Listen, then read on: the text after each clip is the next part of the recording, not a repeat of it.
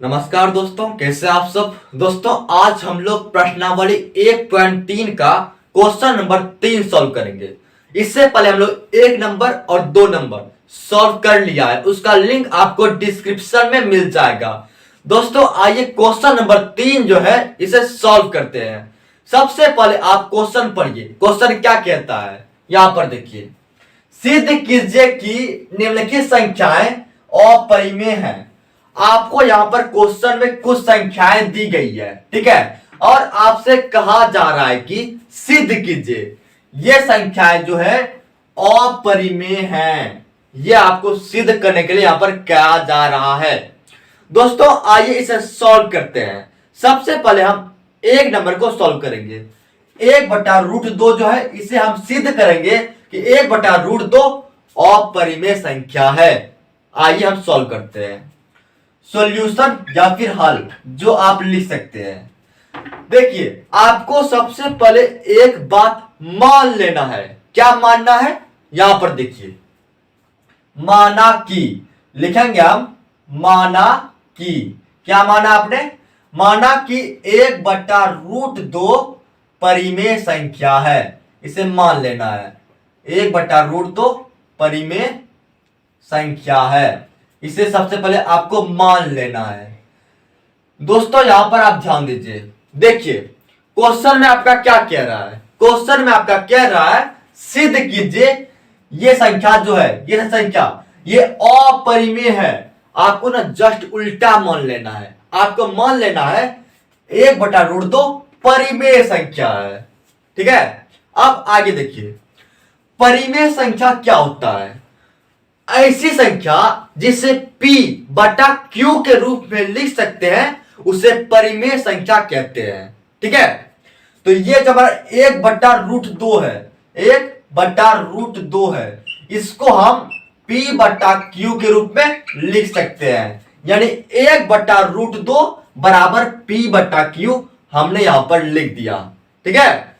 दोस्तों यहां पर देखिए, ये P और Q के बारे में आपको यहां पर कुछ बातों को लिख देना है। ये P और Q क्या है, तो यहां पर देखिए बगल में ब्रैकेट में लिख देना है जहां, ठीक है, जहां P तथा, ठीक है, जहां P तथा Q पूर्णांक संख्या है।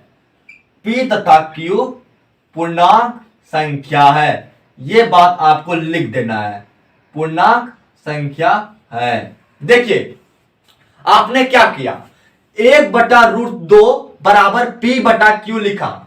ये जो है आपका P और Q ये क्या है, तो P तथा Q जो है पूर्णांक संख्या है। इसको आपको ब्रैकेट में यहां पर लिख के बंद कर देना है, ठीक है। अब देखिए, अब क्या करेंगे, अब लिखेंगे अंक पलटने पर, अंक पलटने पर, ठीक है, अंक पलटने पर।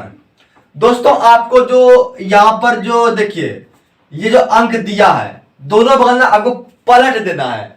मतलब ये कि ये √2 जो है ये नीचे है, इसे ऊपर कर देना है। तो √2 आपका ऊपर हो जाएगा और एक जो है ये नीचे आ जाएगा। एक को लिखना जरूरी नहीं है, ठीक है, बराबर। ये P जो है ये नीचे आ जाएगा और ये Q जो है ये ऊपर चल जाएगा। यही वो हमारा अंक पलटना। अब आप देखिए यहां पर देखिए दोस्तों, ये ये Q और ये P ये क्या है, एक पूर्णांक संख्या है। यहां पर लिखा है P तथा Q पूर्णांक संख्या है। इस बात को हम फिर से यहां पर लिख देंगे, लिखेंगे हम चूंकि, क्या कहेंगे, चूंकि, ठीक है, चूंकि P तथा Q पूर्णांक संख्या है, पूर्णांक, ठीक है, संख्या है, पूर्णांक संख्या है। देखिए ये जो आपका P और Q है ये पूर्णांक संख्या है। दोस्तों जितना भी पूर्णांक संख्या होता है, सुनिएगा आप बातों को अच्छे से, जितना भी पूर्णांक संख्या होता है सभी संख्या परिमेय संख्या होता है। मतलब ये कि सारे पूर्णांक संख्या एक परिमेय संख्या होता है। यानी कि अगर P और Q जो है आपका पूर्णांक संख्या है मतलब ये आपका परिमेय संख्या भी है। ठीक है, तो हम लिखेंगे चूंकि p तथा q पूर्णांक संख्या है, इसीलिए इसीलिए ठीक है, इसलिए q बटा p, ये क्या है, q बटा p परिमेय संख्या होगा। इसको हम यहां पर लिख दिए, परिमेय संख्या होगा। ठीक है, क्योंकि आपने पढ़ा अभी तुरंत कि जितना भी ये जो पूर्णांक संख्या होता है, सब पूर्णांक संख्या परिमेय संख्या है। p और q आपका पूर्णांक है, इसका मतलब ये हुआ q बटा p जो आपका ये क्या है, परिमेय संख्या है। इस बात को आप ध्यान में रखिएगा। दोस्तों देखिए, अगर q बटा p परिमेय है, ठीक है, ये √2 और q बटा p दोनों बराबर है ना, √2 बराबर p, ये q बटा p है।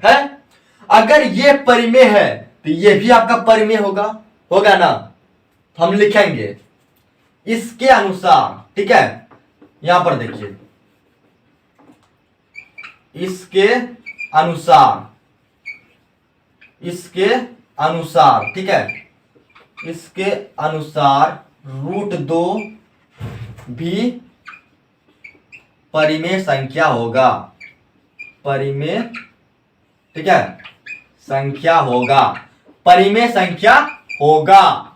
इसको देखिए दोस्तों, समझिएगा बातों को। अगर आप कह रहे हैं कि q बटा p परिमेय है, कह रहे हैं ना, तो देखिए √2 और q बटा p बराबर है, यानी कि √2 भी परिमेय होना चाहिए, यही ना। अब देखिए दोस्तों, आपने पढ़ा होगा पहले कि √2 जो है ये अपरिमेय संख्या होता है।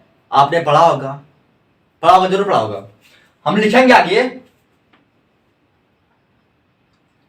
इससे, ठीक है, इससे तथ्य में, तो समझो, तथ्य में विरोधाभास उत्पन्न होता है, विरोधाभास, ठीक है, इससे तथ्य में विरोधाभास उत्पन्न होता है, क्योंकि, ठीक है, क्योंकि देखिए आपने कह दिया कि √2 जो है परिमेय संख्या होगा, √2 भी परिमेय संख्या होगा, लेकिन दोस्तों √2 क्या होता है, अपरिमेय होता है। तो लेकिन आप यहां पर कह रहे हैं कि √2 परिमेय संख्या होगा, इससे क्या हुआ, इससे तथ्य में विरोधाभास उत्पन्न हो जाता है, यानी ये बोलता है गलत है, ये सही नहीं है। देखिए, इससे तथ्य में विरोधाभास उत्पन्न होता है क्योंकि √2 अपरिमेय, ठीक है, √2 अपरिमेय संख्या है, ठीक है। अतः 1 बटा √2, ठीक है, अपरिमेय संख्या है, अपरिमेय संख्या है। इसको यहां पर लिख देना है, अतः 1 बटा √2 अपरिमेय संख्या है। देखिए बातों को आप फिर से समझिए, यहां पर देखिए, चूंकि p तथा q पूर्णांक संख्या है, आपने शुरू में माना है, यहां पर देखिए, जहां p तथा q पूर्णांक संख्या है उसे लिख दिए। दोस्तों अगर p और q को आप पूर्णांक कहते हैं, इसका मतलब यह हुआ कि q बटा p आपका परिमेय संख्या होगा, क्योंकि सारी पूर्णांक संख्या एक परिमेय संख्या होता है। अब देखिए दोस्तों, अगर आप q बटा p को परिमेय कहते हैं, इसका मतलब यह भी हुआ कि √2 जो है ये भी आपका परिमेय होगा, क्योंकि ये दोनों आपका बराबर है। हम लिख देंगे इसके अनुसार √2 भी परिमेय संख्या होगा।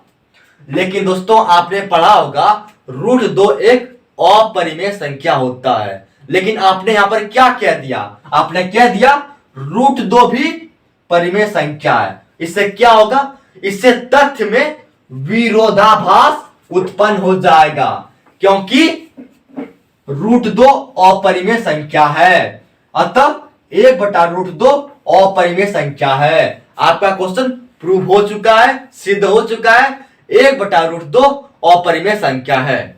Thank you.